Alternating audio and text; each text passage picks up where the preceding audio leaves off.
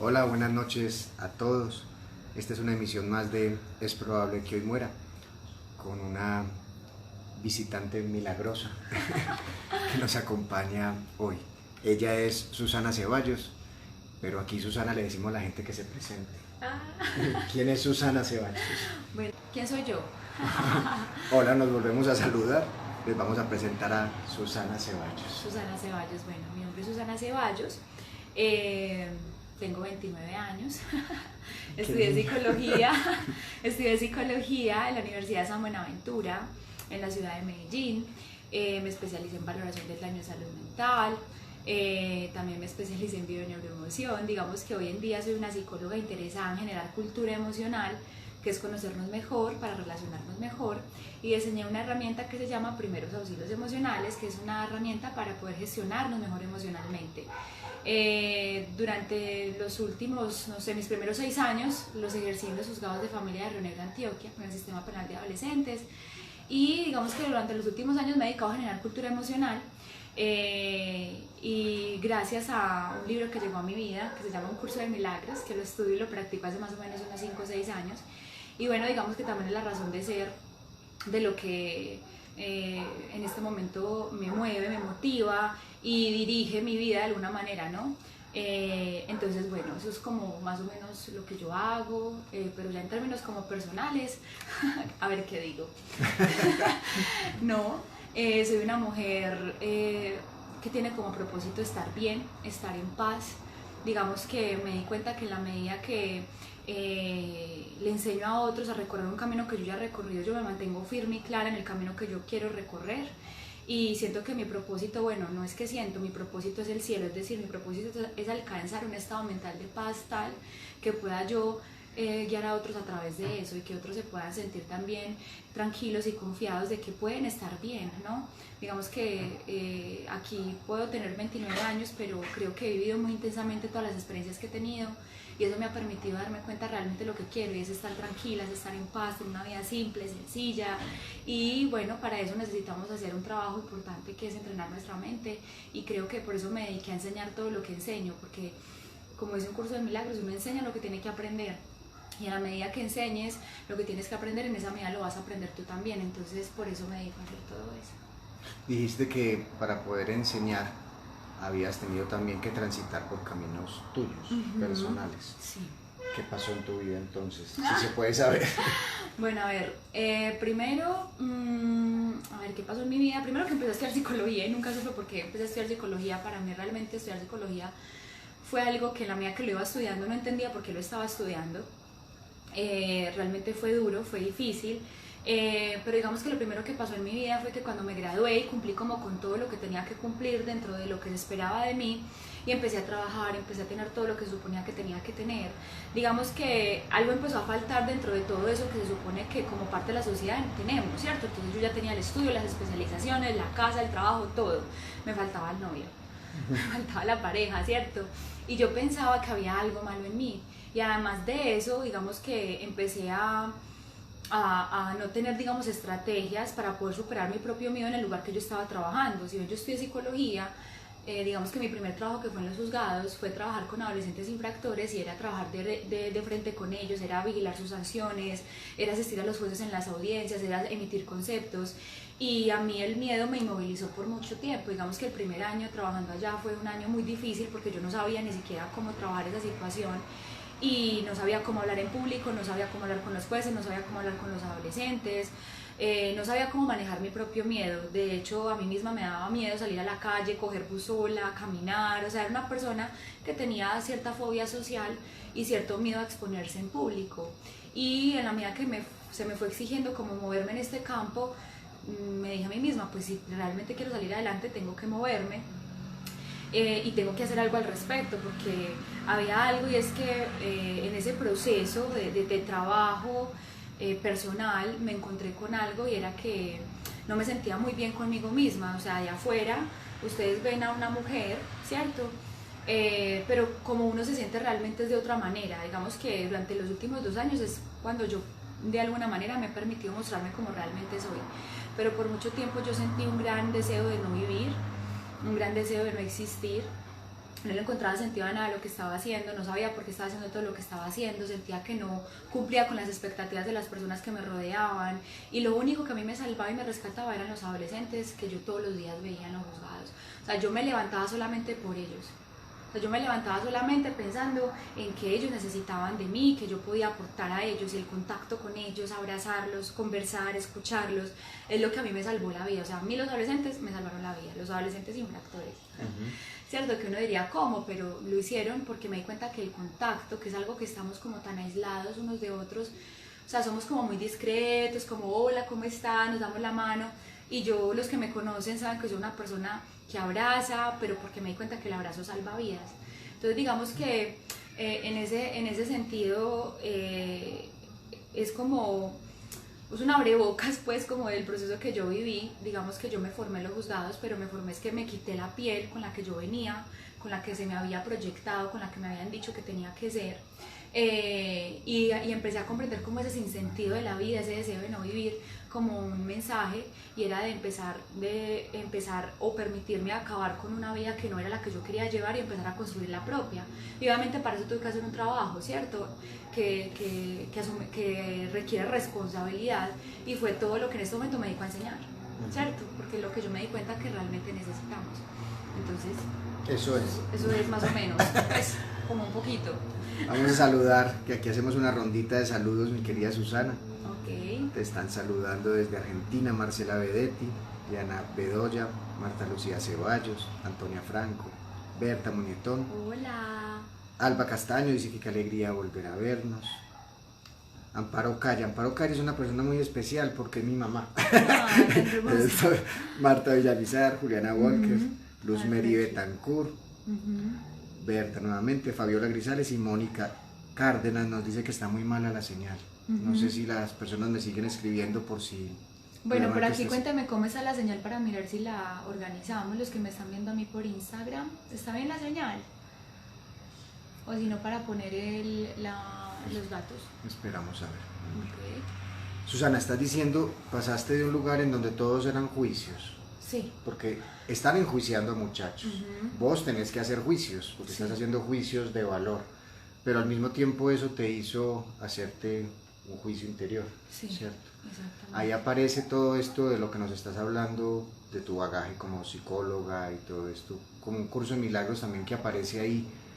Pero en ese sentido, cuando estás diciendo que incluso llegaste a hacer el juicio de no querer vivir, y que estos muchachos te salvaron la vida, ahí el juicio se vuelve al revés. O sea, muchas veces el que se va a ser ayudador resulta ser ayudado.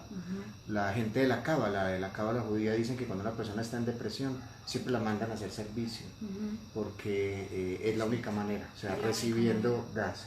Y hay una historia referente a esto que te quiero contar, que tiene que ver con la Madre Teresa de Calcuta.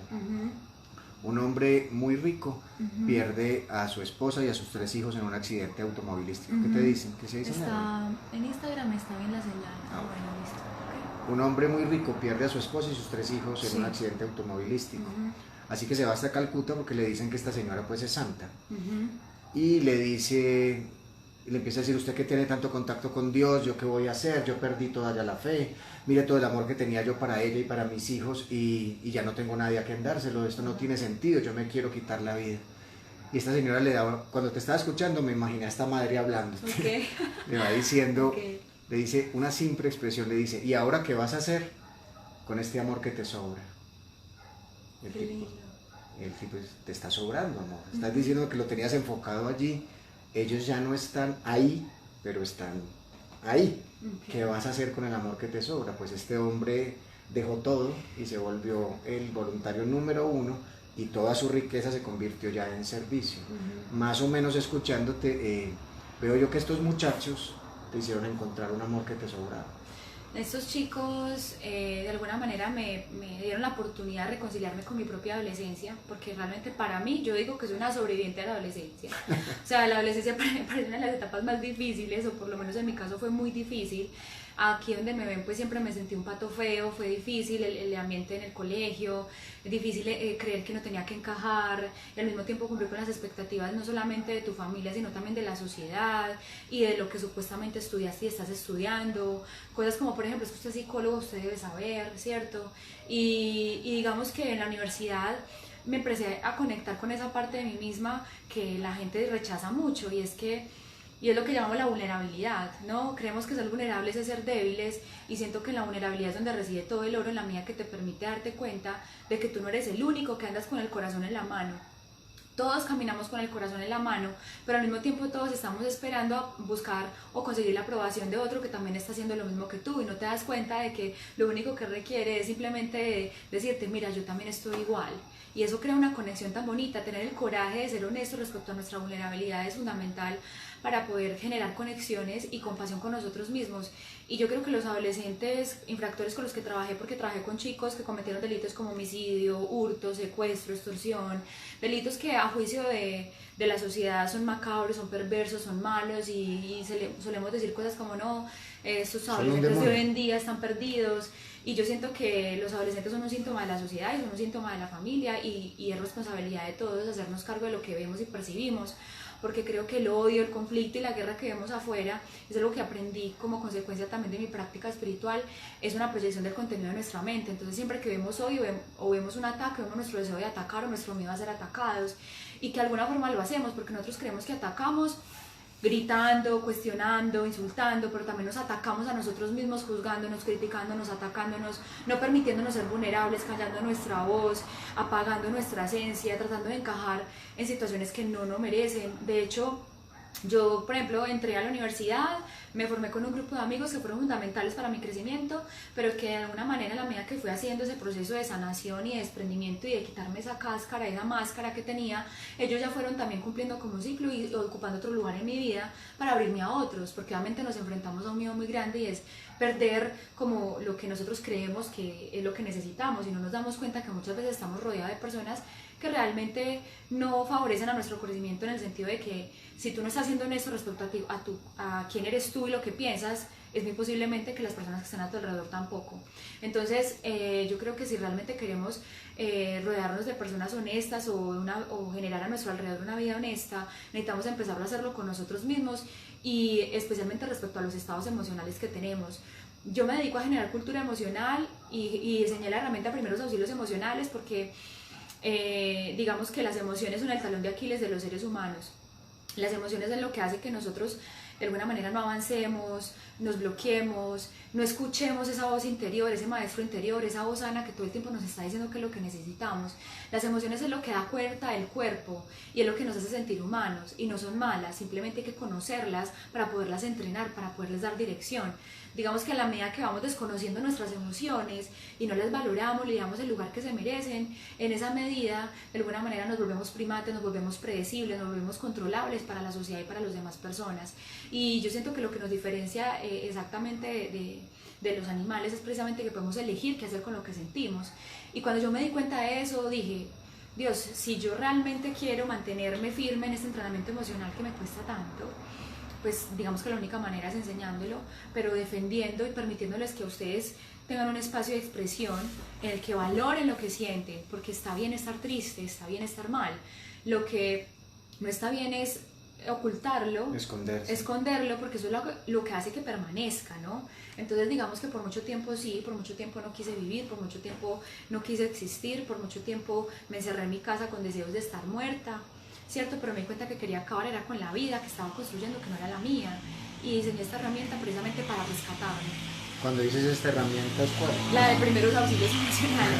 Una herramienta, bueno, que tiene un conjunto de preguntas, de ejercicios, que lo que busca es sacarte de ese drama, de esa historia que tú mismo te cuentas, y el objetivo es volverte tu mejor amigo, es volverte esa persona que tú buscas en tus amigos, en tus novios, en tus parejas, en tus esposos, en la sociedad, es convertirte en eso que buscas, ¿cierto? En esa voz, en ese apoyo. Y yo lo encontré con los adolescentes, porque cuando yo conversaba con los chicos, cuando les explicaba su sanción, cuando trataba de informarles cuál era la sanción que les habían puesto, cuando trataba también de comprender su conflicto y mirar que ellos no entendían por qué los privaban de la libertad, si era la vida que ellos habían tenido y que era normal para ellos, y en la medida que les iba como explicando y que les iba compartiendo y al mismo tiempo iba comprendiendo su proceso, empecé a sentir como una fuerza interior y una conexión con los chicos donde realmente durante los 6 años que trabajé con ellos jamás me faltaron el respeto. Siempre tuve una muy buena relación con ellos y aprendí a verlos como seres humanos, no como seres humanos. O sea, ellos no eran el delito era simplemente un síntoma de un estado mental que necesitaba simplemente otra dirección, otra manera de verse. Y a la medida que permitía yo verlos de otra manera, en esa medida que me permití verlos diferentes, yo también me empecé a ver distinta y empecé a verme una oportunidad. Y no hay chico, no hay adolescente que no diga que Susana Ceballos no lo abrazó, no le dio pico y lo respetó como era, sí, porque yo sí era dura, ellos sí me tenían como, porque ellos se sentaban y yo, bueno, te sientas, te quitas la gorra, me miras a los ojos, muy bien, vamos a conversar, porque el contacto visual es muy importante y los chicos no estaban muy acostumbrados a eso y eso a mí me rescataba, o sea, el poder hablar con ellos, el responder preguntas, el compartir mi experiencia, el poner mi experiencia a su disposición, el mostrarles que yo también había probado la marihuana, por ejemplo, que no era algo malo, ¿cierto? Porque ellos me decían que eso era algo malo y yo no es malo, lo estás conociendo, te voy a mostrar más o menos cómo funciona, y eso crea... O sea, eso crea un vínculo que te dice, uy, no estás solo, no eres el único que está sintiendo esto, solamente que como no lo hablamos y lo ocultamos, pues precisamente creemos que somos los únicos. Entonces, yo creo que por eso es tan importante hablar de lo que ocultamos. Yo que pensé que yo hablaba rápido y me ganaron. Ay, sí, lo siento. Miren, cuando yo estoy así en público, me estás haciendo entrevistas, suelo hablar muy rápido. Voy a tratar de hablar más despacio. Mira, escuchándote surgen pues, varias cosas. Uno, cuando hablabas de la necesidad de aceptar nuestra vulnerabilidad, de que está bien estar mal. Ahora hay una a mí, yo siempre la he, no sé si juzgado, pero que me ha parecido que nos ha hecho mucho daño, un exagerado sensación de que tenemos que estar felices siempre. Ay, Dios mío. Esta idea del pensamiento positivo que lleva como terapia o como herramienta unos 20 años, y si uno se pone a ver, en 20 años de la historia de esta humanidad, el consumo de medicamentos antidepresivos se triplicó. Entonces es una paradoja, o sea, mientras más feliz es que sos, que tienes que ser, más no pastillas tomas. sí, porque no estás viendo sino un lado. Exactamente. Y no estamos viendo que somos un todo, que somos luces y sombras y que puede haber un punto medio, que ahorita vamos a intentar hablarlo desde la visión del curso de milagros. Pero entonces ahí es como dar una invitación a ojo con este cuento de estar siempre feliz, es que la vida no es así. Es que la felicidad no es ausencia de problemas. La felicidad es tener la certeza de que pase lo que pase, vas a estar bien. Y ni es presencia de risa. Exactamente. Es serenidad. La felicidad es simplemente tú tener la certeza de que aunque estés triste vas a estar bien. Porque la tristeza es pasajera, la rabia es pasajera. Lo único que es permanente es la sensación de amor. De paz. Y de paz. Lo que pasa es que creemos que es consecuencia de un resultado externo y no es así. Pero digamos que en mi proceso me di cuenta de que si bien existen como ese tipo de situaciones como la depresión, el curso enseña algo y es muy claro y es que todo puede ser usado correctamente, ¿cierto? Si bien nuestra mente herida, que es esa parte de nosotros que de alguna forma a través de la enfermedad trata de resolver sus conflictos, diseña, digamos, las enfermedades o las genera para precisamente hacerte sentir y reforzar esa idea de que algo te falta, de que estás separado y que tienes que hacer algo para estar bien o algo muy elevado para poder ser merecedor de un bienestar, todo puede ser usado correctamente, es decir, todo puede ser visto de otra manera. Es que si bien la depresión aparece y mucho nos genera un conflicto, viéndola de otra manera, porque de hecho hace poco hice un live sobre eso, podemos verla como una mensajera que nos está permitiendo, nos está invitando a que aflore o a que dejemos aflorar todo eso que hemos ocultado para podernos liberar de ello. Para mí la depresión es como una señora, ¿cierto? Que viene a tocarte la puerta para decirte que hay algo que estás haciendo, algo que te estás obligando a hacer que no quieres y te está invitando a que liberes y a que te permites expresar todo eso que has ocultado porque tienes miedo a estar bien, porque crees que si vas a estar bien entonces va a ser un problema mayor porque no quieres enfrentar la barrera de decir no quiero, no estoy de acuerdo, esto es lo que yo quiero. ¿Sí? Mira qué interesante, Susana. Ahorita antes del programa estuvimos hablando de, por ejemplo, de bioneuroemoción, que lo estudiaste y todo eso. Y escuchándote, mira, cuando yo estudié terapia neural, una de las formas de explicar cómo consiste la terapia neural es decirnos pues que el sistema que integra todas nuestras funciones en la parte corporal es el llamado sistema nervioso. Es un cableado eléctrico que tenemos allí, ¿cierto? Sí, sí.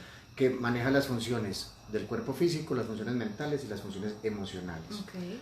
Entonces, cada evento que va ocurriendo en nuestra vida va siendo guardado, como si fueran discos duros allí, como recuerdo. Y llega un momento en donde uno se sobrecarga de información. Ujú. Entonces tenías un programa que estaba en paz, venía en Sí. profunda paz. Ujú. Y todas estas informaciones, que pueden ser informaciones genéticas, informaciones del entorno, que ni siquiera te pasan directamente, solo Que nunca estás las viendo. observas. Ajá. Exactamente. Ujú. Llega un momento en donde y cada persona se sobrecarga a su medida. O sea, no hay como decir, tenemos este nivel. Lo que sobrecarga a Susana con una gripa, al otro lo sobrecarga con un cáncer, porque todos somos diferentes. Pero lo interesante ahí es que la enfermedad, aquello que es cambio de forma, que es la enfermedad, es lo que surge como un intento de este sistema para volver a un orden. Exactamente. O sea que no es algo a lo que hay que atacar, sino que es esa Es señora. algo a lo que hay que escuchar. Exactamente. Porque nuestro inconsciente, es decir, esa parte de nuestra mente que no conocemos, porque bueno, hay un mito, decimos que solamente usamos el 5% de nuestro cerebro. No es que usemos solamente el 5% de nuestro cerebro, lo que pasa es que solo somos conscientes de un 5%. Pero nuestro cerebro funciona en un 100%. Y lo hace de forma inconsciente, es decir, de una forma en que yo no soy muy claro respecto a cómo está operando, y la enfermedad es una de esas maneras. Digamos que nuestro inconsciente se comunica con lo único que nuestro consciente ve, que es el cuerpo y las relaciones. Entonces, la enfermedad viene a ser como una estrategia de afrontamiento del inconsciente para protegerte de algo que tú percibes como peligro. Por eso, cultura emocional es conocernos mejor para relacionarnos mejor. Cuando yo sé a mí que me genera conflicto, cuando yo sé cuáles son mis patrones emocionales que yo desarrollé como consecuencia de una carencia, de un trauma, de una historia, cuando yo aprendo a conocerlos de tal manera que me permita de alguna forma darles otra dirección, en esa medida, yo no le voy a exigir al otro que me ame como yo quiero que me ame, sino que le voy a decir al otro quién soy yo, que me conozca y que me permita hacerme más consciente y en esa medida poder crecer. Porque de hecho, esto creo que lo haré más adelante, porque yo cada 8 días hago un live de cultura emocional y quiero hacer uno de relaciones precisamente para profundizar en esto, porque en las relaciones, no solamente con nuestra pareja, sino en la relación con nuestros hijos, con nuestros padres, la relación con los objetos, con las cosas, con la sociedad, con los conceptos, en relaciones que nosotros podemos ver el contenido de nuestra mente, es decir, lo que pensamos, lo que sentimos, que de alguna forma necesita ser sanado, es decir, necesita ser visto de otra manera, porque estamos habituados, no solamente por nuestra familia, sino por la sociedad, a ver de una manera no sana, no mala, sino no sana, es decir, que te lleva al sufrimiento y al dolor. Entonces estamos más enfocados, eso sí se los digo directamente, a qué vamos a hacer, qué tengo que hacer para, en vez de preguntarnos si realmente hay algo que tengo que hacer, porque la invitación realmente que se nos hace es quédate quieto, no tienes que hacer nada, simplemente necesitas observar, permitirte aquietarte y observar. Realmente tú eres un ser humano o un ser humano, porque no somos seres, somos seres. Entonces esta metáfora o esta, no sé, filosofía del hacer y qué tengo que hacer para, basado en la comparación del otro tiene, yo no, en vez de apreciar quién soy yo, dejarme de exigir tanto lo que a mí me falta o lo que creo que tengo que hacer para poder ser alguien que me pasó. O sea, a mí me costó mucho comprender cómo funcionaba mi cuerpo, por ejemplo. Yo entrené CrossFit muchos años, perdón, un año, muchos meses. Y me volví pues una tesa levantando pesas, bajé como 15 kilos, hasta que un día dije, me estoy exigiendo demasiado, esto realmente no es para mí.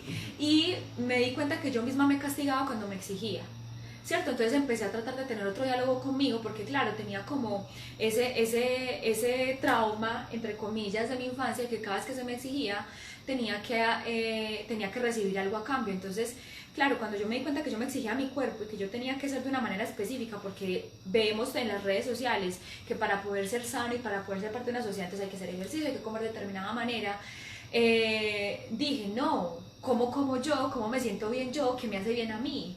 ¿Cierto? Porque cuando empezamos a leernos a través de las lecturas que el otro hace, que igual el otro lo comparte, porque claro, comparte su experiencia, pero tenemos que permitirnos aquietarnos y decir, eso sí me sirve, eso que tiene que ver conmigo, realmente de aquí qué puedo utilizar para mí, qué me puede ser útil, y no creer que si tú no haces lo que los otros hacen, entonces tú ya no haces parte de la sociedad, o no eres buena, o te falta disciplina, tal vez tienes otra disciplina, tal vez tienes otra manera de estar bien, y es descubrirla. Ahí es muy importante, Susana, porque mira, en lo que yo atiendo, que es personas en duelo, y pues antes que me dedicaba solo a personas en fase terminal, estas personas tienen un aquietamiento por obligación, que es muy diferente a un aquietamiento consciente. O sea, es preguntarnos, o sea, si tengo toda esta vida para decidir también no hacer, si no lo hago, llegará un momento en donde la enfermedad me obligará a no hacer. Y no es nada agradable encontrar la conciencia mientras lo único que ves es un cuarto de hospital, o que no tenés las capacidades, porque con un cuerpo que no es capaz de moverse y una mente que está en revolución, se va a lograr más conflicto. Entonces ahí viene la importancia. No hacer no significa dejar de ser productivo, es dejar de producir cosas inútiles. Y cosas que realmente no tienen nada que ver contigo. Exactamente. Y de hecho, digamos aquí como lo que hemos profundizado, lo que estamos hablando acá, de hecho, tiene mucho que ver con un curso de milagros, en el sentido de que un curso de milagros nos dice que el único milagro que existe es el cambio de conciencia, es el cambio de percepción. De hecho, el milagro es permitirnos ver de otra manera a través del perdón, que es ese yo disponerme a dejar de tener la razón y mirar la situación en vez de cuestionarla, decir, ¿por qué me está pasando esto? Mirar, ¿qué me está enseñando esto? ¿Qué me está mostrando de mí que no conozco para conocerlo y poderme liberar? ¿Cierto? Y creo que ese es el propósito.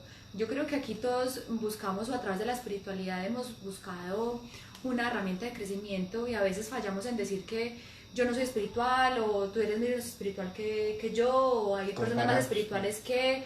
Y todos somos espirituales. El espíritu, según un curso de milagros, es un pensamiento sano que se expresa a través de lo que podemos llamar la intuición, la mente sana, ¿cierto? Y todos tenemos acceso a ese pensamiento, es decir, todos somos espirituales, todos somos canales activos y pasivos de comunicación. Digamos que la única diferencia es que unos practican más, otros practican menos, o otros eligen escuchar, otros no, ¿cierto? Entonces no se trata de a quién le habla el espíritu, sino quién elige escucharlo.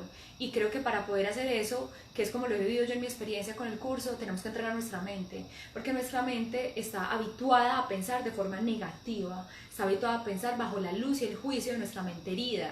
Ahí te quiero interrumpir, porque mira, uno escuchándote, acabas de decir, la cuestión es el cambio de mirada, el cambio de percepción. El cambio de percepción. Y entonces, conociendo lo que la gente dice alrededor, entonces ahí empieza a sonar como viene la magia, o sea, me van a ayudar a cambiar de percepción. Entonces, es hacer saber que, ya sea por el camino del curso de milagro, ya sea por el curso de una meditación, o sea, porque el camino que te lleve al espíritu está bien, ¿cierto? Sí, está bien. Pero lo importante es que para poder llegar a ese cambio de percepción, pues tienes que conocer qué es lo que estás viendo. Entonces, antes de que nos digas qué es lo que ve el espíritu, yo te pediría el favor que nos dijeras cómo estamos viendo.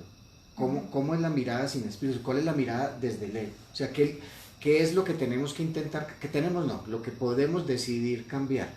Porque entonces tú me estás diciendo, cuando yo estoy recibiendo la información desde el espíritu, tengo un pensamiento sano, tengo una mente sana.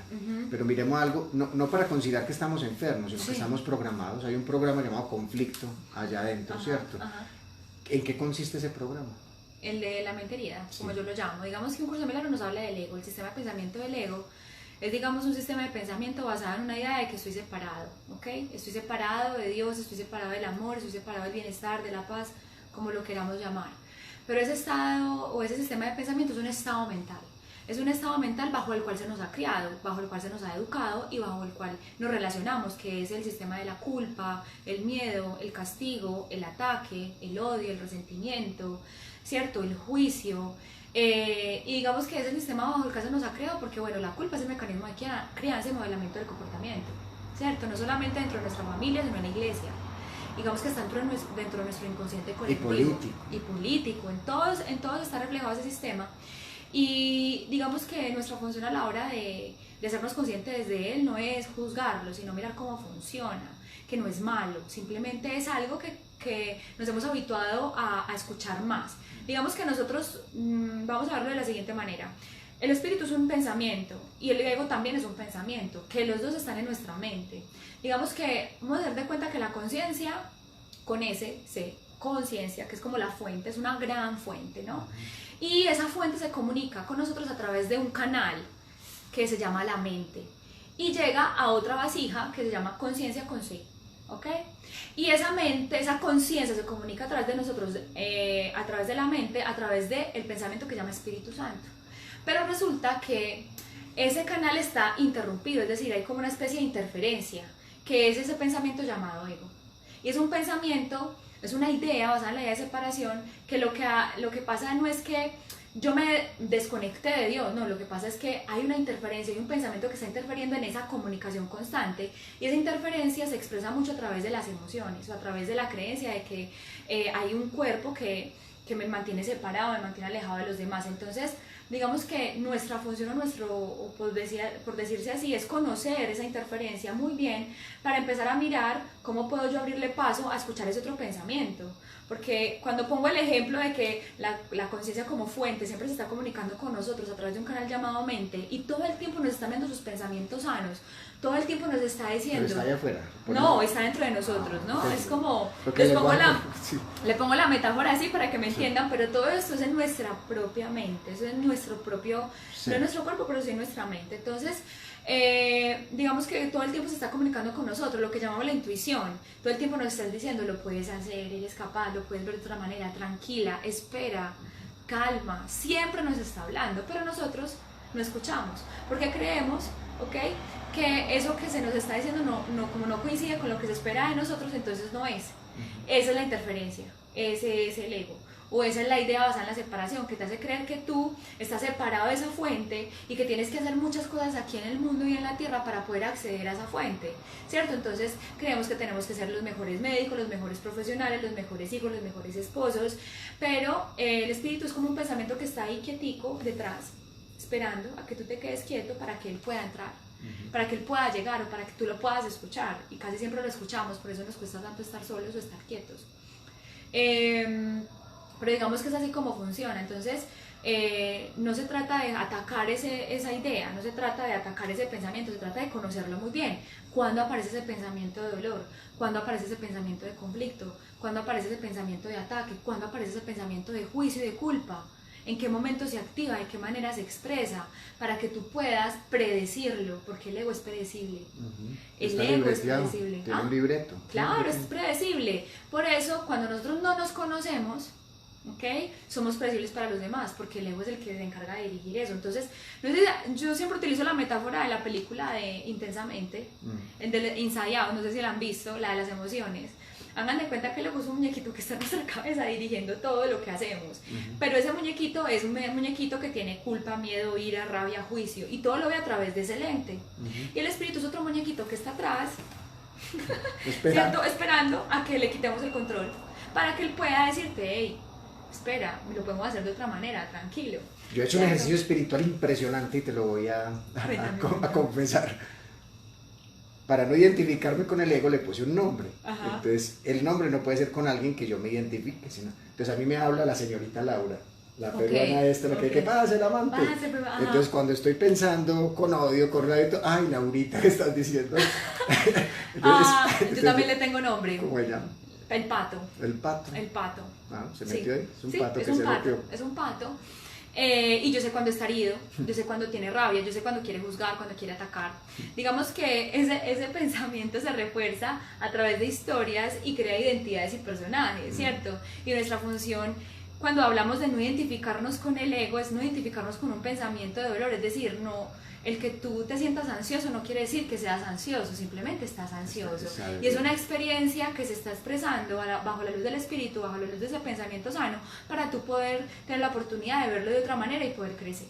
Entonces, pongo la metáfora de esa manera porque el ego no es algo que está separado de ti. Y no se trata de que tu ego, mi ego, el ego del otro, no. Es el mismo pensamiento en todas las mentes que se expresa de diferentes maneras. Y nuestra función no es juzgar al ego.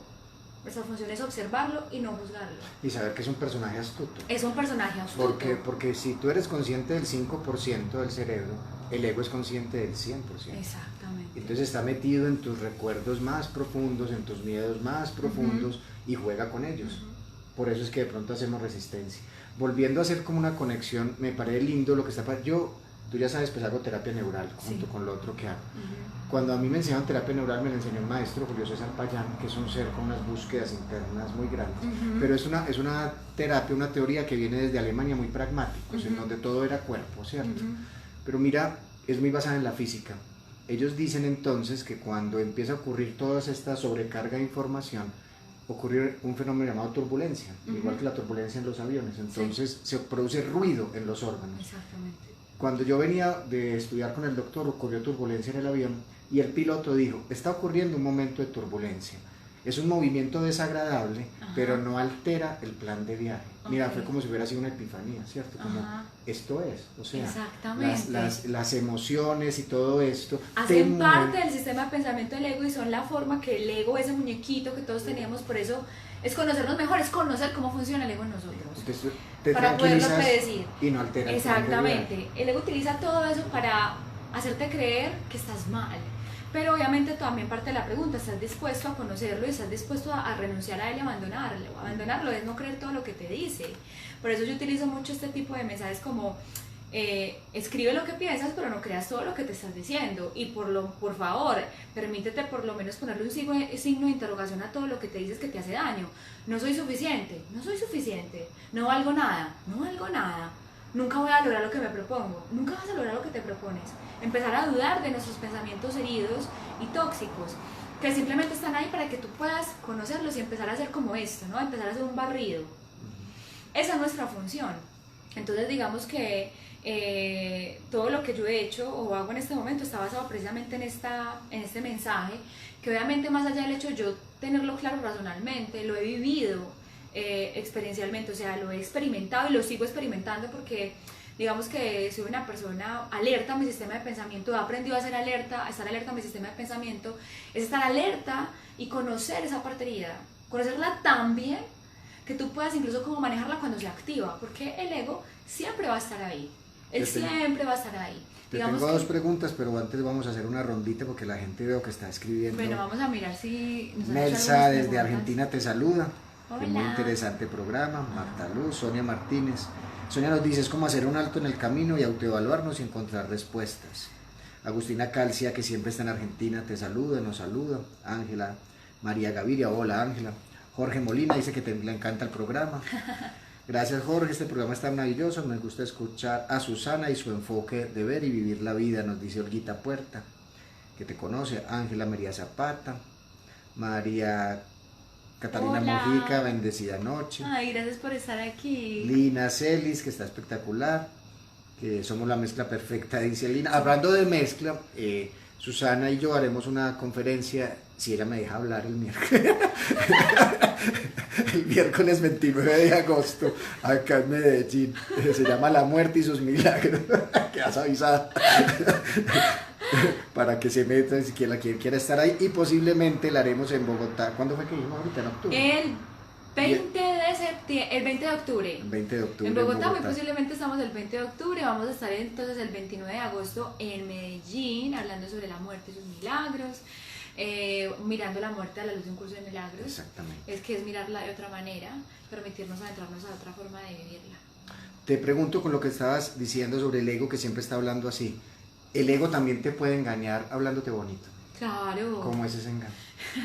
Digamos que el engaño bonito del ego, uno cómo sabe que el ego le está hablando bonito para engañarte, porque eso que te está diciendo no te convence, no te hace sentir en paz, ¿cierto? Te está generando conflicto. O sea que hay un ego espiritual también. Claro, hombre, por ejemplo, sentir ira no es espiritual, entonces el que siente ira no lo puede expresar, entonces somos un montón de personas practicando yoga, meditación y no expresamos ira porque eso es malo. Ay, qué bien que digas eso. La ira es una de las emociones que más reprimimos y es la más importante. La ira tiene un sentido biológico muy importante y es marcar territorio. Es decir, este soy yo, esto es lo que yo pienso, esto es lo que yo quiero.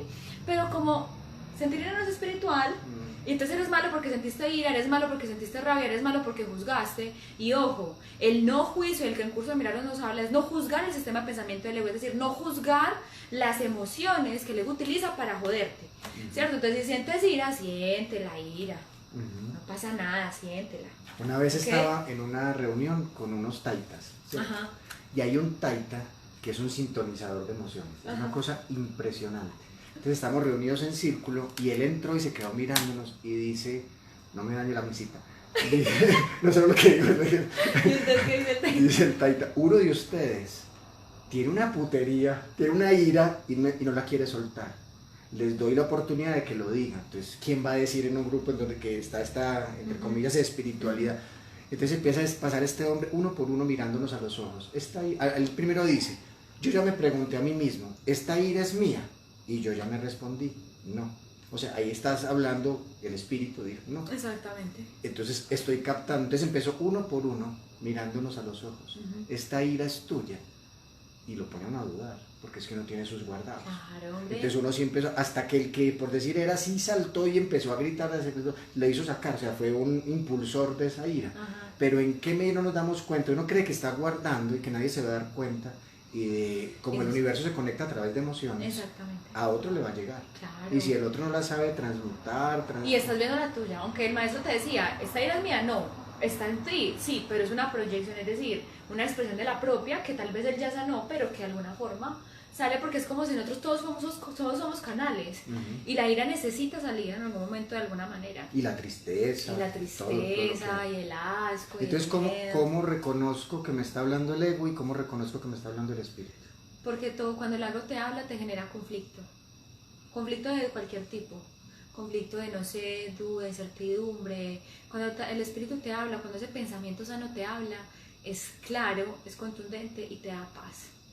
¿Cierto? De hecho, una de las preguntas que yo me hago y que les invito mucho a hacerse es, y de hecho en estos días les publicaré algo al respecto, es ¿qué me va a dar paz ahora? Elijo paz, por encima de todas las cosas, así no sea lo que yo quiera, pero elijo paz.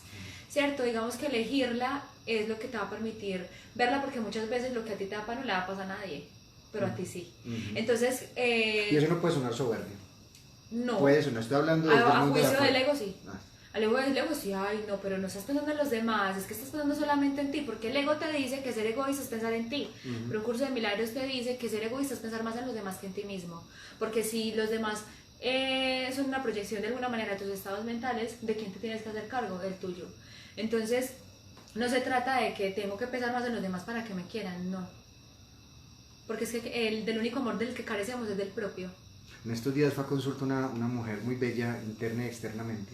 Y ella se ha dedicado toda su vida a cuidar el corazón de otro, lo dice él. Y a la conclusión que llegó al final dijo, Jorge, descuidé el mío.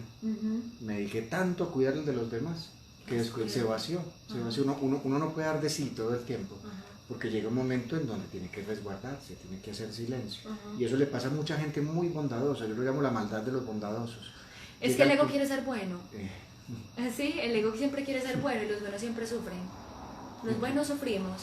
El espíritu no quiere personas buenas, el espíritu quiere hijos santos. Y la santidad explica eso despacio, por favor, porque es claro que sí. El ego no es bueno ni malo, el ego es una idea, sí. ¿Ok? Pero es una idea que te hace creer que existe la bondad y la maldad. Y que la bondad, implica sacrificio, y que para tú ser bueno tienes que sufrir y tienes que sacrificarte. Y que la maldad implica atacar y juzgar al otro y pensar solamente en ti, ¿cierto? Pero cuando digo que el ego quiere hijos buenos o quiere que seamos buenos, porque obviamente quiere que utilicemos el sacrificio para perpetuar su idea de que algo nos falta y que tengamos que hacer algo para poder ser amados, el espíritu cuando observa esta percepción, porque el espíritu no juzga el mundo del ego, simplemente lo ve de otra manera, y te invita a decirte, ¿quieres ser bueno o quieres ser libre? Porque es que la libertad implica liberarte de la bondad. En el sentido, no bondad como la sensación de bondad, sino la libertad implica liberarte de la idea de que tienes que sacrificarte para que el otro esté bien. Eso no es ser libre, eso es encadenarse. O sea que el ego necesita la crucifixión. Exactamente. De hecho, la crucifixión en el curso de milagros es la proyección del ego. Es, digamos, uno de los actos de proyección del ego más grande que nosotros utilizamos o malinterpretamos mal, ¿cierto? Digamos, si bien el ego utilizó la crucifixión o lo utiliza para hacernos creer que hay algo malo, y que hay que morir por los pecados del otro y hay que sacrificarse, el espíritu te dice, tú lo entendiste mal. Enseña lo que tienes que aprender, es decir, si eres amor, enseña que eres amor, no eres un cuerpo. El cuerpo es un canal de comunicación, no significa nada, ¿cierto? En el sentido de que si bien puede morir, no quiere decir que eso seas tú y que cuando muere el cuerpo mueres tú. Muere simplemente una idea que tenías de ti, pero no muere quién eres, que es una expresión de amor, un sentimiento de amor que se puede expresar a través de cualquier cosa. Entonces, el ego quiere que seamos buenos, el espíritu simplemente quiere que seamos santos, es decir, libres. O sea que el mensaje es la resurrección. Ajá, el mensaje de la resurrección no es la resurrección del cuerpo, sino de la mente. Es el amor que llega a lo nuevo. Exactamente. Resucita a través de lo nuevo. Y la resurrección es el despuntar en la mente de lo que ya se encuentra en ella, es decir, es el despuntar en mi mente de la luz, del conocimiento que ya había ahí, ¿cierto? Esa es la verdadera resurrección, es el renacimiento de la mente, es el renacimiento de la percepción, es cuando yo veo de otra manera, donde había ataque, donde había un odio, ya hay un nuevo amor. Esa es, digamos, las relaciones santas, donde antes había odio, ya hay un nuevo amor. ¿Por qué? Porque te dejo de ver como enemigo y te empiezo a ver como mi maestro, y te doy las gracias porque me mostraste algo que había ignorado. Entonces a eso se refiere el curso cuando dice que el Espíritu y Dios no quiere hijos buenos, Dios quiere hijos libres. Pónganse a hacer este ejercicio, que yo se los he puesto a algunas personas en el grupo de estudio del curso, y es un día en su casa, en su habitación, si están solos, sienten a Dios en la silla, ¿sí? Siéntenlo. Y díganle todo lo que le quieren decir. Díganle todo lo que le... Todas las quejas. Todo lo que le quieran decir. Sus quejas, sus miedos, sus ataques, sus reclamaciones, sus juicios, todo. Entréguenselo. Háblenle. Y después esperen. E imagínense qué les diría a él. Estoy segura que sentirían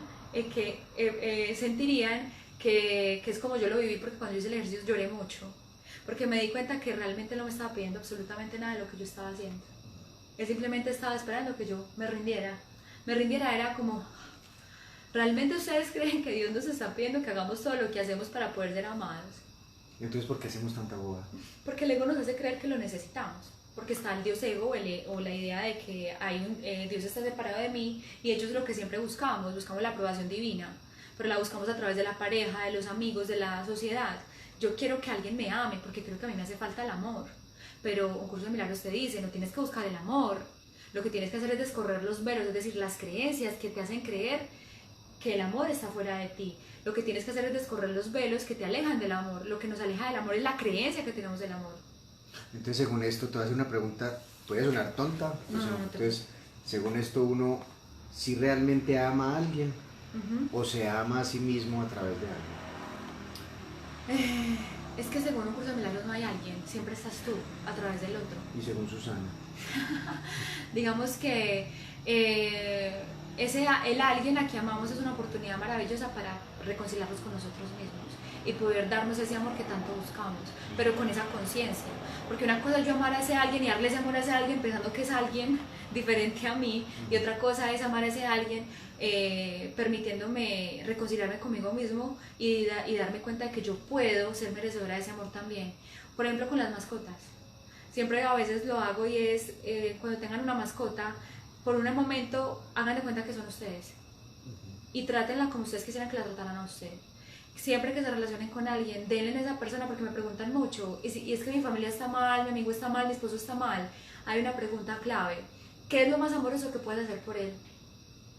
Y estoy seguro que la respuesta siempre va a ser más allá, algo de lo que tú crees, que es sanarlo, curarlo. No, simplemente escucharlo, estar ahí, acompañarlo, darle lo que tú necesitas.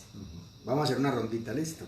Claro. Lorena desde Argentina también, no me canso de escucharlos, gracias a los dos, saludos desde Salta. Tienes que ir a Salta, Susana, es un lugar inmenso. Salta en Argentina tiene una fuerza, una energía. Sonia Martínez, Sandra Ramírez nos dice, ego, espíritu, mente es estar alerta. Ser psicorrígido es parte del ego, pregunta Silvia Elena Soto. ¿Tú qué crees? No, estoy preguntándole a ella. Sí. Ser psicorrígida es digamos, una forma en la que el ego se expresa, claro, porque la psicorrigidez te dice a ti que tienes que ser de determinada manera y te tienes que portar de determinada manera para poder encajar o para poder lograr algo, ¿no? Y realmente no tienes que ser de determinada manera, tú ya eres, ¿cierto? Entonces... Nos dice Unice, entonces el ego es una porquería que lo enreda a uno. El ego es una idea que no significa nada, simplemente es una idea que tenemos que conocer muy bien. No es ni bueno ni malo. Sí, es una idea que tenemos que conocer muy bien para que no domine nuestros pensamientos o dirija nuestras acciones, ¿no? Porque lo realmente importante no es lo que hacemos, sino con qué pensamiento lo hacemos. Si con el pensamiento del ego, el pensamiento del ego siempre es ataca, juzga, defiéndete, protégete, te van a hacer daño, no eres capaz, no eres posible, no eres suficiente. O el espíritu que simplemente es tranquilo, todo va a estar bien, ¿cierto? No te preocupes. Te equivocaste, el que te hayas equivocado no quiere decir que no seas una persona fracasada, el que te sientas culpable no quiere decir que seas culpable, el que te sientas rechazado no quiere decir que seas rechazado, simplemente lo estás sintiendo, tranquilo, todo va a estar bien, ¿cierto? Digamos que esa es como la manera en la que siento que se expresa, pues porque a mí así es como yo lo escucho, ¿cierto? Solcito, que nos está invitando en Argentina, nos dice que entonces el ego es el inconsciente. No, el ego es una idea simplemente basada en una idea de separación más bien es el guardián del inconsciente. El guardián. El ego es el que está parado en esa puerta, si ustedes quieren imaginar la mente, ¿no? Como una gran habitación. Digamos que el consciente está de aquí para afuera y el inconsciente está de aquí para adentro, y el ego es el que se para en la mitad y no quiere que entres porque sabes que en el inconsciente está todo el oro. Porque el ego tiene una función, es que nosotros recordemos a Dios. Y recordar a Dios es conocer toda esa información inconsciente. Es volver a nuestra mente. Volver a Dios es volver a nuestra mente para poder ver de otra manera. Por eso el ego nos distrae, haciéndonos creer que somos cuerpos, o que a nivel de cuerpo tenemos que resolver nuestros problemas. Entonces tenemos que cambiar el mundo, tenemos que cambiar la sociedad, tengo que cambiar quién soy. Y tú no tienes que cambiar quién eres, tú tienes que conocer quién eres para darte otra dirección, para potenciarte, para poderte llevar a otros estados, a otros lugares. Punto. Porque el espíritu utiliza todo lo que tú eres como ego, entre comillas, y lo pone al servicio de los demás si tú lo permites. Pero si tú dejas de creer que lo que te dice el ego es cierto, de que no sirves para nada, porque ¿cuántos de nosotros tenemos ideas maravillosas y simplemente decimos no es el momento, eso no es para mí, y las matamos? ¿Cierto? Eso es lo que hace el ego. Entonces el ego es como el guardián del inconsciente que no deja que tú entres, pero que cada vez que tú decides dejar de atacar el otro y empiezas a mirar, bueno, esto que está pasando aquí, como lo puedo ver de otra manera, estás accediendo a tu inconsciente, es decir, le estás quitando más territorio al ego, porque llega un punto en el que tú haces esto y le pones a un lado y entras, ¿sí? Entonces eso es lo que podría decirse es... Hay un hombre que se queda perdido en un bosque, ¿cierto? Y es un bosque muy bello, lleno de luz, lleno de fruta, y empieza a comer de las frutas, y cada vez que come una de esas frutas tiene un recuerdo agradable de lo que pasó en su vida. Pero a medida que va comiendo esto, se siente observado, y se siente mal, porque hay algo que me está observando. Así que no se queda bien en ese lugar y se va para otro árbol, donde come y vuelve a tener algo agradable, pero se sigue sintiendo observado. Siente que hay un animal mirándolo, observándolo. Así que se va moviendo y moviendo hasta que llega a una parte cada vez más oscura del bosque, en donde se sigue siendo observado, y esas frutas ya no son tan agradables, le traen malos recuerdos, pero se sigue sintiendo observado. Entonces se sigue metido hasta que llega a una parte del bosque en donde se perdió por completo, no sabe cómo salir de ahí, y aquello que se sentía observado se hace presente, se le hace un presente, un lobo inmenso con los dientes amarillos, gruñéndole, lo va a matar, y él no sabe cómo salir de ahí. Y ese hombre de un momento a otro se da cuenta que no tiene nada que hacer, que este ser es más poderoso por fuerza física, y además porque sabe, por más que él corra, no sabe dónde está perdido. Así que deja de hacerse resistencia y se le entrega. Y le dice, mátame. Ese lobo inmenso inmediatamente frena. Y le habla, ¿cómo que mátame? Pues sí, ya estoy mátame. Y entonces el lobo, pero no te puedo matar. Si te mato, me mato. Hasta que le reconoces que yo vivo en ti. Si te mato a ti o si te matas, me matas. Y el tipo reconoce que es su ego y encuentra en la muerte, en no hacer resistencia, que sería la idea de la muerte, encuentra la forma no de vencerlo, sino de domesticarlo, porque el ego se le arrodilla al lobo y él tiene la oportunidad ahí de poder hacerle un juicio, decir, te voy a destruir, pero también se da cuenta de algo, sin él no saldría del bosque. Así que le dice, guíame. Lo guía y lo lleva hasta un lago que los indígenas llaman el lago del espíritu. Quien se sumerge allí se sumerge en Dios, y cuando se va a sumergir frena y dice, yo llegué a ti gracias a ti, vamos, y se sumergen los dos y nunca nadie los volvió a ver porque se convirtieron en el lago. En el espíritu. Sería más o menos como lo estoy entendiendo ahí. Digamos que es ese cuento que utilizaste para responder lo que estaba hablando es maravilloso, porque es tal cual lo que nosotros, o es el propósito o la razón de estar aquí. Es poner el ego al servicio del espíritu, es fundirnos en ese estado mental de paz, en el que solamente queda sino rendirnos, porque nuestra resistencia o nuestro deseo de luchar y creer que tenemos la razón y que tenemos que hacer algo, lo que hace que nos cansemos y que no veamos, ¿cierto? Y realmente lo que se nos está pidiendo es que nos quedemos quietos y nos dejemos guiar. Y nos dejemos como, digamos, no sé, absorber por algo mayor que nosotros, porque es que hay algo más grande que nosotros. Y ese, mirándolo como desde un pensamiento muy mundano, no faltará el que te diga, entonces dejarte guiar entonces es perder mi libre albedrío, es perder mi capacidad. ¿O qué significa el dejarse guiar? ¿Hasta dónde llega uno si se deja guiar? Digamos que cuando utilizamos digamos, este medio o las metáforas para poder explicar, lo hacemos porque realmente hablar de nuestra mente pues es algo muy abstracto, y como nosotros utilizamos símbolos para comunicarnos, necesitamos utilizar símbolos para poder explicar esos símbolos que utilizamos para comunicarnos, ¿cierto? Entonces, digamos que Cuando hablamos del ego, cuando hablamos del espíritu, no estamos hablando de algo que está afuera, estamos hablando de algo que está dentro de nosotros. Entonces no se trata de dejarme guiar por alguien externo a mí, se trata de dejarme guiar por una parte de mí que sabe lo que yo necesito, pero que no escucho. Digamos que nuestra mente sana, nuestra parte sana, que es un estado mental, es una parte de nosotros que está enterrada bajo la tierra de la culpa, del odio, del juicio, de la crítica. ¿Ok? Y nuestra función cuando hablamos de dejarnos guiar es permitirnos quitarle esa tierra, esa parte sana y escuchar. Sí, escuchar esa parte de nosotros que siempre nos habla pero que pocas veces le prestamos atención y que de alguna manera tiene un mejor camino para nosotros, porque nosotros siempre nos estamos dejando llevar, porque una cosa es dejarse guiar, otra cosa es dejarse llevar, ¿cierto? Por esa mente herida, por esa parte que todo el tiempo nos está diciendo, que nos grita, que no somos suficientes, que nunca vamos a salir adelante, que no somos lo peor, que tenemos que hacer algo para hacer bien, para estar bien y para ser los mejores y ser amados. Y que claro, como grita, pues es la que escuchamos primero. Pero digamos que nuestra función a la hora de dejarnos guiar es acallar esa voz o permitirnos ser neutrales ante esa voz, ¿ok? Y permitirnos escuchar esa otra que es la que llamamos la intuición, y que solamente podemos escuchar cuando nos permitimos conectar con una parte de nuestro cuerpo que para mí es muy importante, que es el corazón, ¿cierto?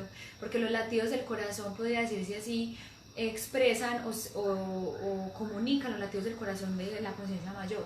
Entonces cuando nosotros nos permitimos aquietar nuestra mente a través de los latidos de nuestro corazón o escuchando los latidos de nuestro corazón, es cuando podemos dejarnos guiar, ¿cierto? Dejarnos guiar por una parte de nosotros que sabe que es lo que más nos conviene. La vida sabe lo que está haciendo. Exactamente, y a través de nosotros se expresa. Las sabidurías de los pueblos ancestrales decían que habían 3 silencios que te conducen a la paz. El silencio de los órganos se llama salud. El silencio de la mente se llama claridad. Y el silencio de las emociones se llama serenidad.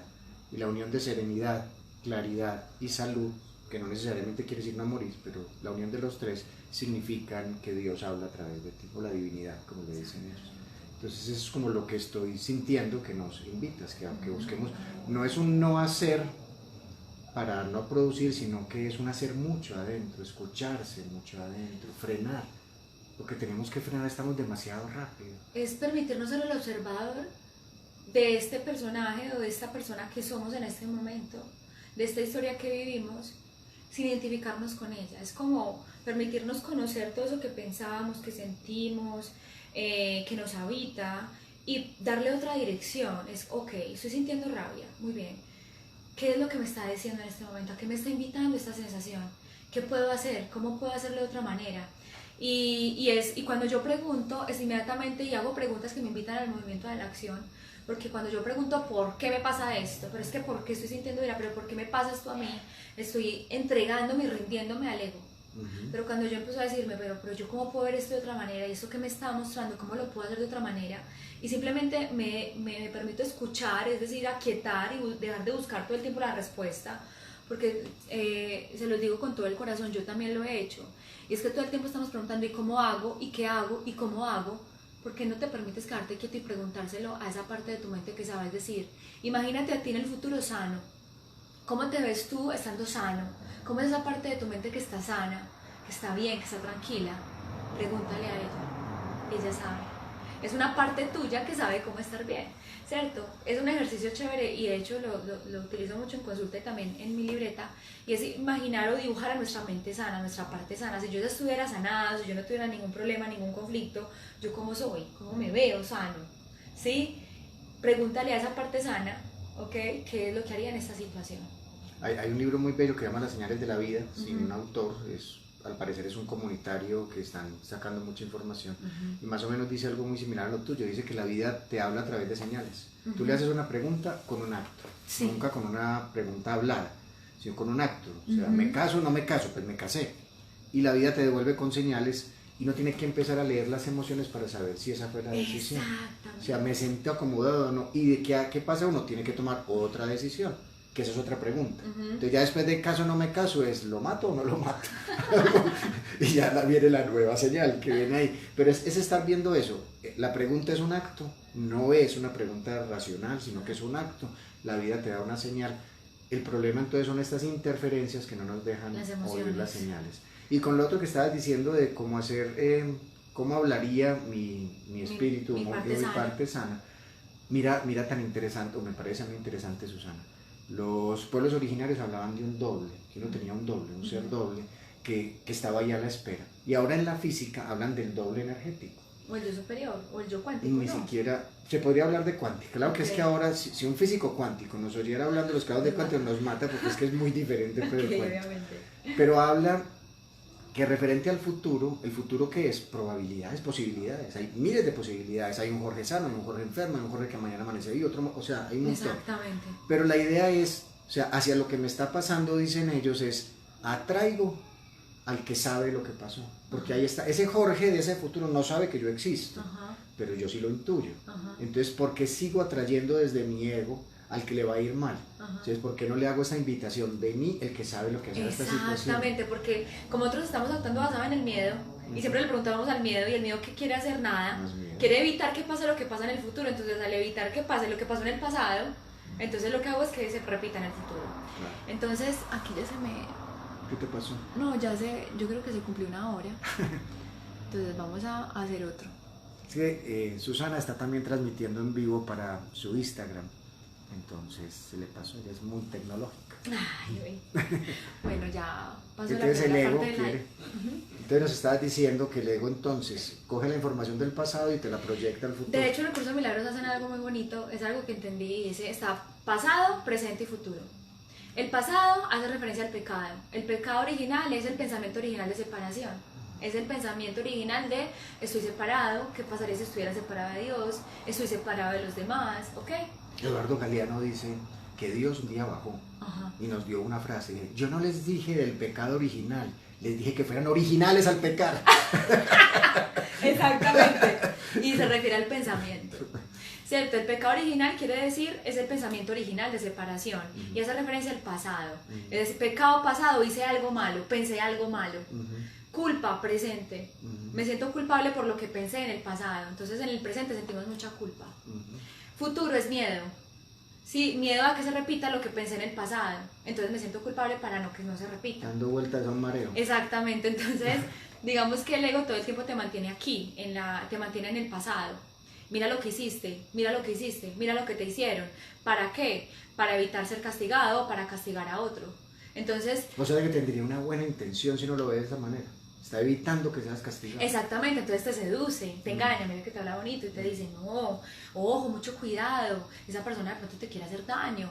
Ahí viene la desconfianza, quién sabe qué querrá, quién sabe qué querrá de ti, en cualquier momento te van a dejar, no confíes en ellos, no te vayas a entregar, mucho cuidado, ojo, ¿cierto? ¿Para qué? Para hacerte, porque te hace creer que en el futuro te va a pasar algo como consecuencia de eso malo que pensaste o eso malo que te hicieron. Entonces te mantiene en un estado de culpa. Entonces, claro, te mantiene en ese estado todo el tiempo, te mantiene en el pasado para que tú no estés en el presente y el futuro se repita. Entonces, por eso es tan importante estar en el presente. En el presente es estar presente de mis pensamientos, qué estoy pensando en este momento. Eso que estoy pensando es útil para mí en esta situación. ¿Qué pensé hoy que no me gustó, que me hizo daño? ¿Cómo me sentí hoy? Mujer. O sea, el acto rebelde es construir un futuro que no sea la repetición del pasado. Exactamente, estando presente en mis pensamientos, estando ahí sintiendo qué pensé, qué sentí, cómo lo sentí, de qué manera lo sentí. Esto que pensé ya lo había pensado antes, lo puedo pensar de otra manera. ¿Cómo lo puedo pensar de otra manera? ¿Qué suelo hacer en esta situación? ¿Qué puedo hacer diferente? ¿Quién quiero hacer en esta situación? ¿Cierto? ¿Quiero ser una víctima? ¿Quiero ser un maestro? ¿Quién elijo hacer en esta situación? Es empezar a hacer preguntas que nos despierten de ese guión repetitivo del ego de el otro te quiere hacer daño, mira, el otro te atacó. Y yo mire, ¿sí? para Cierto, es como dejar de ser previsibles con nuestros pensamientos, es estar conscientes, estar en el aquí y ahora, es permitirnos por lo menos una vez al día, durante 5 o 10 minutos, hoy qué pensé, cómo lo pensé, eso que pensé, cómo lo puedo pensar de otra manera, mañana qué puedo pensar diferente, hoy qué pensamientos voy a tener distintos a los de ayer. ¿Cierto? Eso es maravilloso para mantenerte alerta a tu sistema de pensamiento que es herido, egoico, como lo quieras llamar, pero que también te permite al mismo tiempo conocerlo, cuestionarlo, bajarlo de ese control remoto que tiene aquí, ¿ok? Y empezar a tú tomar el mando. Mira qué pregunta tan interesante nos hacen a Catalina Ochoa. Sí. Cuando siempre se habla de una experiencia, que una experiencia siempre es para aprender, ¿cómo sabe uno que aprendió? A ver, uno cómo sabe que la experiencia, aprendiste de la experiencia, porque no se te repite, o porque cuando se te presenta ya sabes qué hacer en esa situación. Digamos que el aprendizaje muchas veces, hay dos maneras de que el aprendizaje se expresa a nivel físico, es decir, a nivel de cuerpos, a nivel de comportamientos, se ve un cambio en relación a la situación, en relación a la experiencia, o a nivel superior, que es a nivel de mente, es decir, en ti ocurre una nueva forma de verlo, una nueva forma de mirarlo, es decir, la situación ya no te genera conflicto, ¿cierto? Digamos que así es como puedes mirar y diferenciarse, ya adquiriste el aprendizaje. Perfecto. Entonces llegó el zorro. ¿Qué animal tan bello eres? Le dijo el principito. ¿Cómo te llamas? Yo soy un zorro, yo soy un zorro, yo soy un zorro. Domestícame. Okay. ¿Y qué significa domesticar? Le dijo el principito. No sabes, no domestícame. Ten cuidado con los hombres, ten cuidado con los hombres. ¿Por qué? Si yo estoy buscando a los hombres son peligrosos. Tienen escopetas y cazan gallinas y me cazan a mí. Pues que yo necesito los hombres para buscar amigos. Pero no busque los hombres, no busque, porque los hombres venden de todo. No falta el día en lo que vendan amigos, pero ni los compraría, porque domestícame. ¿Qué significa domesticar? Le dijo el principito. Porque el principito nunca dejaba una pregunta sin respuesta. Domesticar, le dijo el zorro, significa crear lazos. Mira, tú en este momento no eres más que un niño rubio entre 5.000 niños rubios. Y yo soy más que un zorro entre 5.000 zorros. Pero si nos domesticamos, tú serás un niño especial para mí, yo seré un zorro especial para ti. Así que domestícame. ¿Y cómo hago para domesticarte? Tienes que seguir un rito. ¿Y qué es un rito? Le dijo el principito. Ah, eso sí que es una cosa bien olvidada. Un rito es lo que hace una hora sagrada sobre la otra, un día sagrado sobre el otro. Si quieres domesticarme, tienes que venir siempre a la misma hora. ¿Y por qué a la misma hora? Porque me conozco, y si vienes a cualquier momento que yo no esté alerta, te atacaré, porque sé lo que soy yo por dentro en mi esencia. Pero si tú todos los días vienes a las 4 de la tarde, desde las 3 de la tarde brillará el sol en mi corazón, y te esperaré con mucho amor. Así que el principito empezó a venir a las 4, hasta que se volvieron los mejores amigos. Se domesticaron. Pero un día el principito se dio cuenta que su asteroide estaba en el punto del cual él cayó, era el día de irse. Así que le dijo, me voy a llorar, le dijo el zorro. Es tu culpa, me dijiste que me tengo que domesticar. Un momento, puede ser mi culpa, pero te considero y te volviste mi amigo. Y es muy bueno haber tenido un amigo, así tenga que morir. Pero antes de irte te daré 3 consejos, le dijo el zorro. El primero que le dio es el famoso del principito, solo con el corazón se puede ver bien, lo esencial es invisible para los ojos. El segundo que le dio es, eres responsable para siempre de aquello que has domesticado, porque si dejas la responsabilidad, eso te volverá a domesticar. Exactamente. Y el tercero que le dijo, el tiempo que perdiste por tu rosa, porque el principito pensó que había perdido, es lo que hace a tu rosa importante. Con estos 3 consejos, el principito encontró la fuerza para dejar que la muerte lo llegara allá. Esto, para mí, El Principito es el libro de mayor sabiduría espiritual que pueda haber, porque utiliza la metáfora para eso. Es como más o menos, entiendo yo, lo que tú dices de cómo domesticar al ego. Es un ejercicio de domesticación. Hacerte responsable. Hacerte responsable para siempre, y mientras sea necesario, de ese sistema de pensamiento, de tu estado mental, de tu mente. Es volver a tu mente, habitarla, conocerla, de tal manera de que ya no sea tu enemiga. Total. Sino tu amiga, y puedas crear lazos que te permitan a ti no estar en un constante conflicto de quiero o no quiero, sino muy bien, ¿cómo lo vamos a hacer aquí? ¿Cierto? Eso se trata. Somos compañeros. Exactamente. Muy bien, ya va siendo hora de terminar, pero entonces te voy a pedir un favor grande. Yo sé que tú ayudas también y te conectas a los demás a través de relajación, de meditación. Así sea muy simple. Hagamos un proceso para que en forma de despedida, es mucha gente la que se conecta desde muchos lados, sientan el corazón de Susana. Hagamos una relajación final. Bueno, vamos a hacer entonces lo que yo habitualmente hago cada vez que voy a entrar en oración, ¿cierto? O la verdadera oración que nos habla el curso, que es un momento de entrega y de rendición, ¿cierto? Entonces les voy a invitar a todos que se permitan aquietarse donde estén por un instante, mientras escuchan mi voz. Nos vamos a simplemente aquietar y vamos a cerrar nuestros ojos. Y vamos a llevar nuestra atención al corazón. Vamos a llevar nuestra atención a esa área de nuestro pecho donde se encuentra el corazón. No vamos a pensar el corazón, solamente vamos a sentir los latidos del corazón. Y si te cuesta sentir los latidos del corazón, vas a imaginarte a tu corazón latir. Ahora, si lo sientes, te vas a llevar tu mano derecha al corazón. Y vas a inhalar y exhalar, como como si el aire entrara y saliera por tu pecho, como si fuera tu corazón el que respirara. Inhala, el aire entra por tu pecho. Exhala, el aire sale por tu pecho. Y lo vas a hacer cada vez más lento y más profundo. Inhala, el aire entra por tu pecho. Exhala, el aire sale por tu pecho, como si fuera tu corazón el que respirara. Y una vez con tu atención centrada en el corazón, vas a imaginar que entras a tu corazón. Vas a entrar a tu corazón y te vas a sentar en el centro de tu corazón. Y vas a imaginar que estás dentro de un corazón grande. Siente que estás dentro de un corazón más grande que tú y que ese corazón está latiendo contigo mientras tú estás dentro de ese gran corazón. Y desde tu corazón hacia ese corazón grande vas a dejar que salga todo eso que te preocupa, todo eso que te estresa, todo eso que te agobia, toda esa ira, esa tristeza, sin intervenir, sin juzgarla, simplemente deja que desde tu corazón salga un rayito de luz y por ese rayito de luz vas a expulsar todo eso que sientes y lo vas a depositar en ese corazón más grande y observa cómo ese corazón lo va recibiendo con amor y con paz y lo va deshaciendo por ti. Y mientras lo vas haciendo vas a inhalar y vas a exhalar fuerte conmigo.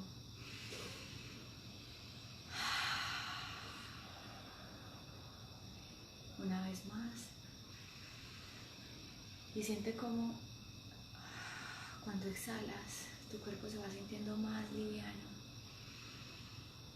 menos pesado.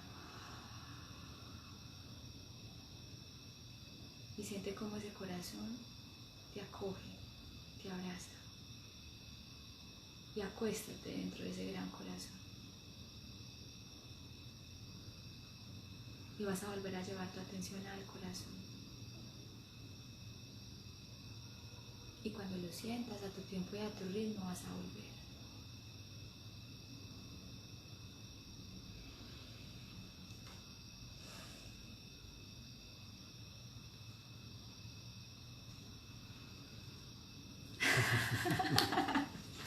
Un abrazo mortal. Bueno, un abrazo a para todos. todos. Muchas Chao. gracias. Chao. Chao.